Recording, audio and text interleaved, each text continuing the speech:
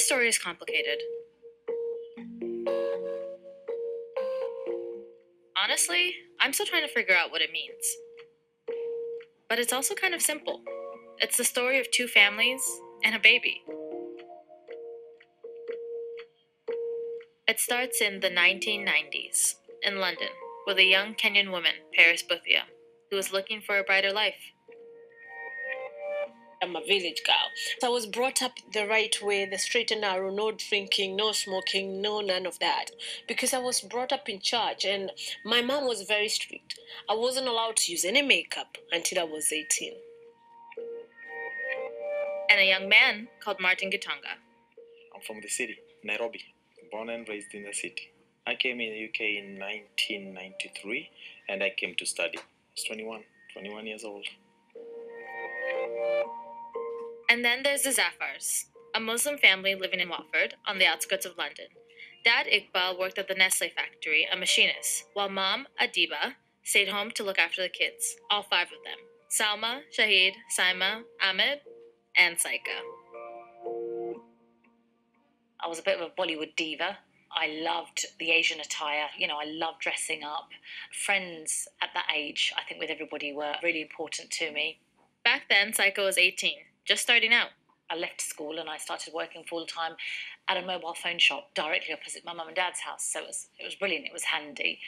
And as soon as I passed my driving, he gave me a company car. So it was fantastic. I was the cool person that everyone wanted to hang around with. She was on a gap year, making plans. So I was considering college or university.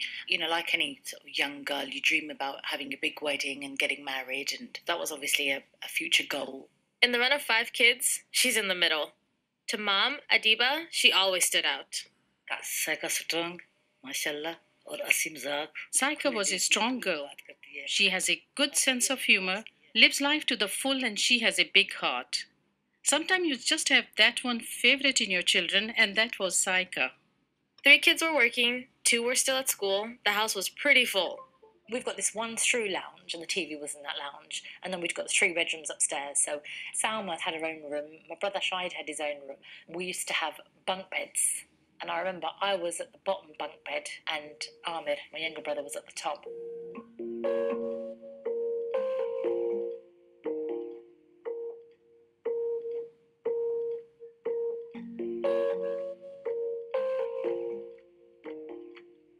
My dad was one of the very first Asians to settle in Watford, and with the Asian community, especially the Pakistani community, they're very close-knit.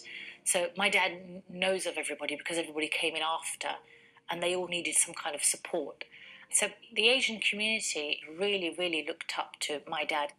Saiqa always understood that the Zafars had a reputation to keep up, and that meant knowing how to behave in public as well as at home.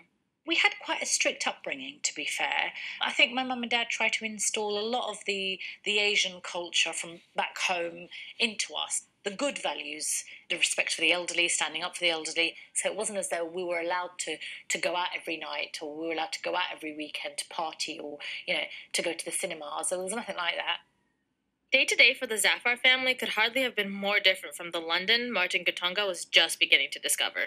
See, back home, you have the smell, like it smells fresh. You can smell the cow manure, you can smell the trees, the leaves, everything.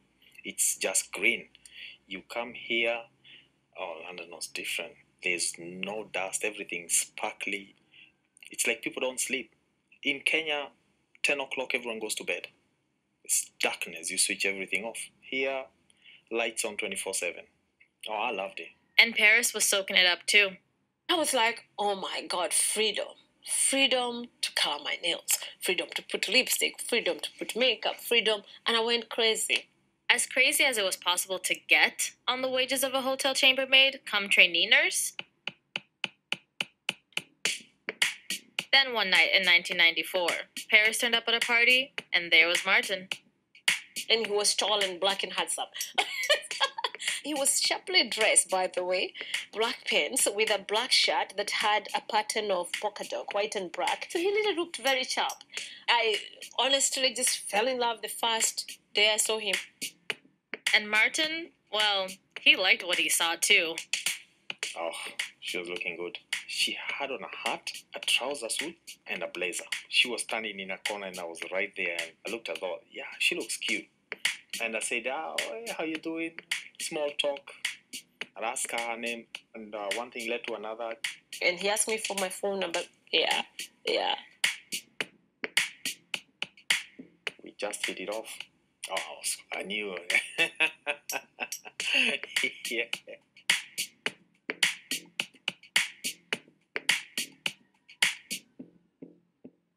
I was living at that time in Acton at my auntie's flat.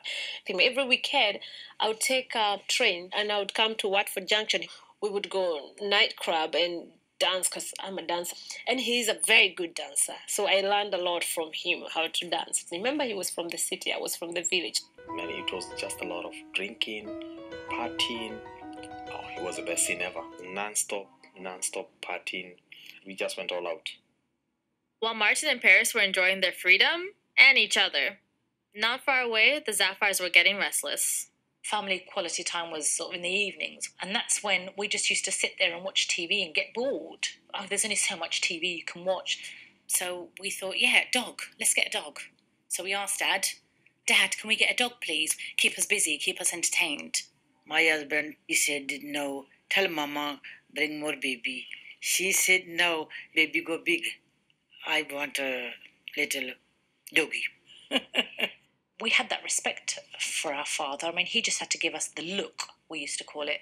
It was just that look, and we knew that meant business, and, we're never to discuss it again.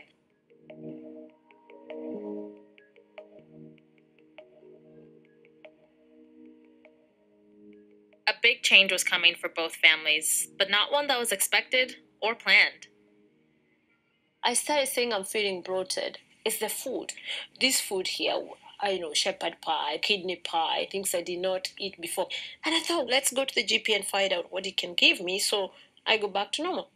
A young woman, a passionate relationship, a strange feeling in her belly. The clues were there, but it was still a shock. I almost fainted. I cannot be having a baby. I'm a Christian girl. How do I explain this? When she told me pregnant?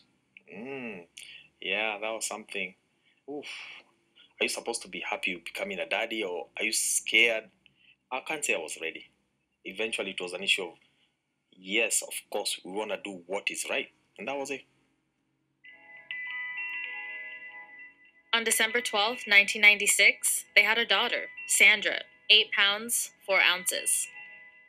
The first thing I noticed is big eyes, like my big eyes. I just fell in love. She was just peaceful. She would wake up, open eyes, slowly just look at you, stare at you, just close eyes, like content. I was like, man, we're lucky. They were lucky, but they were also on top of each other in their rented room in Watford. We were living in a studio, like a bed-sitter, one room where we were cooking there, sleeping there. And there was 2 showers only, one downstairs, one upstairs for 12 people. Baby needs space. We need to move to a bigger place. He works in a warehouse. She's home with a 2-month-old baby. Like, where's the money going to come from? I said, I have to go back to work. And I got a job in a nursing home.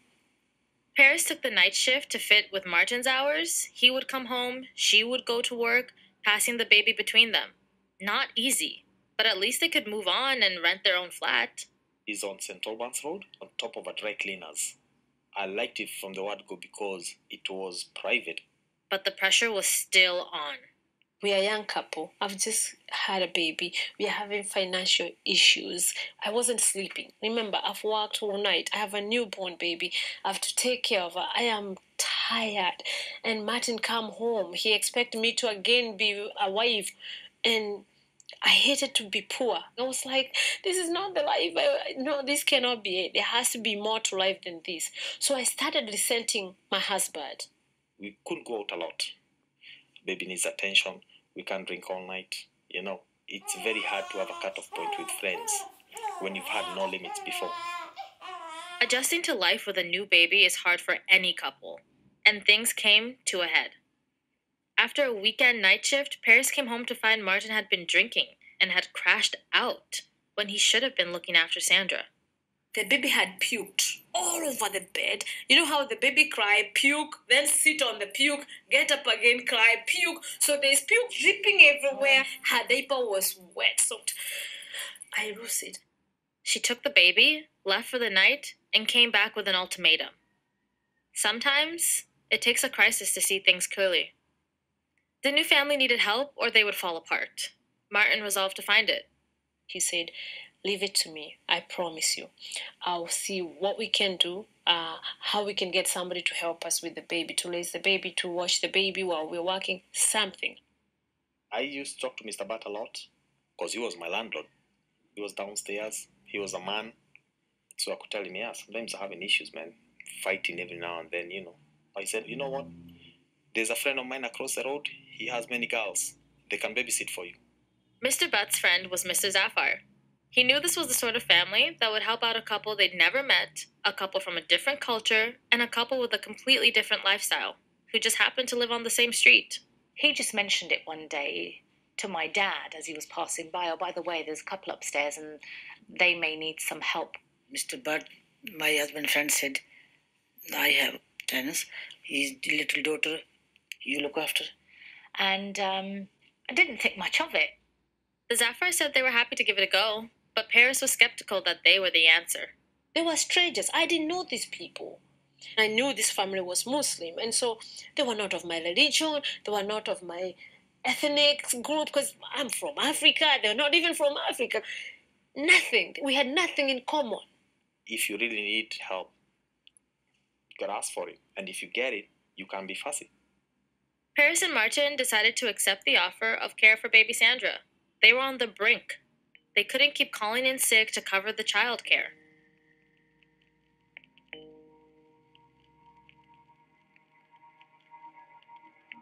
One morning, they got the baby ready. For Peris, it was an unbearable wrench. So Martin took her, across the road, to strangers. It was cold. It was an early morning, so it was freezing. And I washed them on the window. I saw the door open, but now I didn't see who opened. All I did is cry. Saiqa was behind that opening door. And I remember turning to Mum thinking, oh my God, I hope we know what we're doing. I hope she knows how to change a nappy because I haven't got a clue. I was like, oh, thank God they're all awake. It was like, hi, I'm Martin, this Sandra. Yeah, Mr. Bat. Yeah, she said, yeah, Mr. Bat told us. Come on in. I was like, oh, God, thank you. And then I said, listen, she won't bother you, so don't worry. She don't cry. And I said, okay, I'm going to work. And that was it. And that was it. No criminal record checks, no Ofsted reports, not even an introduction. Just a doorstep handover, and the beginning of a relationship which would change all their lives, and in ways none of them could have predicted. Their story continues in episode 2.